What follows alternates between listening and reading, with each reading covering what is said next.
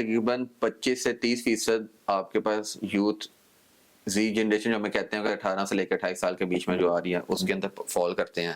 اب اس سے کیا آپ کو لگتا ہے کہ ڈیجیٹل انقلابی رہیں گے یا آن گراؤنڈ اس کے اوپر کوئی امپیکٹ آئے گا؟ اور اس کے فردر میرا کاؤنٹر کوشچن بھی اس کے اوپر ہے، جب اس کا آنسر دیتے ہیں وہ میں آپ کے ساتھ کرتا ہوں. میرے خیال عمران خان کی جو سب سے بڑی ٹریجڈی ہوئی ہے، جو اس کی جو اسٹرینتھ تھی وہ یہی تھی کہ خان اس غلط فہمی میں پھنس گیا.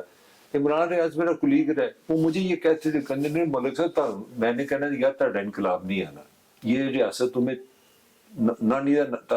نانی آتن کرا دے گی. میں پنجابی سے گالی کرنے لگا تو وہ اس نے کہا نہیں سر ایک ٹویٹ ہم نے کیا نا یہاں سے اس کے گھر سے اپنا عثمان پارک تو دیکھیں 1 لاکھ بندہ اکٹھا ہوئے گا.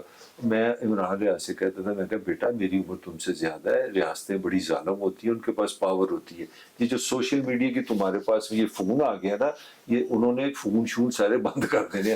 میں اردو میں اچھی زبان استعمال کر رہا ہوں. اب ہوا کیا، خان نے واقعی یوتھ میں ان ہو گیا، زی جنریشن لے گیا، بڑے لوگ اور پاپولر بھی ہے. میں بحث نہیں کر رہا، مگر خان کو ایک چیز سمجھ نہیں آئی کہ خالی سوشل میڈیا کے استعمال سے ریولوشن نہیں آتے، سوشل میڈیا کے ساتھ پولیٹیکل آپ کا آرگنائزڈ ہونا ضروری ہے.